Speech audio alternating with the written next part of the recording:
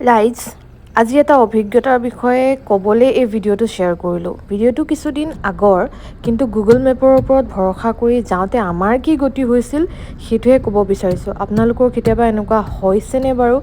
আৰু জিৰ'ৰ এটা lake, Sheikh lake নামটো, সেই লেকটো চাবলৈ আমি গুগল মেপৰ ওপৰত ভৰসা কৰি এটা ৰাস্তাৰে গৈছিলোঁ। কিন্তু বেলেগ এফালেও এটা ৰাস্তা আছিল যিফালে গাড়ী যায়, কিন্তু আমি সেই ৰাস্তাটোত নগৈ মেপৰ ওপৰত ভৰসা কৰি যাওঁতে আধা ডোখৰৰ পৰা গাড়ী নাযায় কাৰণে আমি খোজকাঢ়ি যাব লগা হ'ল। খোজকাঢ়ি গৈ থাকোঁতে কিমান দূৰ আমি নিজেও নাজানো। সেই ওচৰতে সেই বাইকত থকা ল'ৰাকেইটাক দেখি পেলাই সুধিলোঁ, তেওঁলোকে ক'লে যে অলপ আগলৈ আছে। কিন্তু অলপ আগলৈ মানে কিমান আগলৈ সেইটো আমি গৈ নাপালোঁগৈ। তাতে পিছবেলা আছিল আৰু গধূলি হৈ আছিল, বাচ্ছাও আছিল লগত আমাৰ। সেইকাৰণে আমি যাবলৈ অকণমান ভয় কৰিলোঁ। কিন্তু সিহঁতে দেখিছে ন আগলৈ গৈ আছে, মই লাহে লাহে এখোজ দুখোজকৈ গৈ আছোঁ, জানোৱে গৈ নাপাওঁগৈ।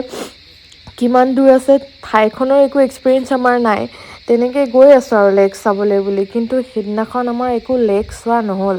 লাষ্টত কি হ'ল জানেনে?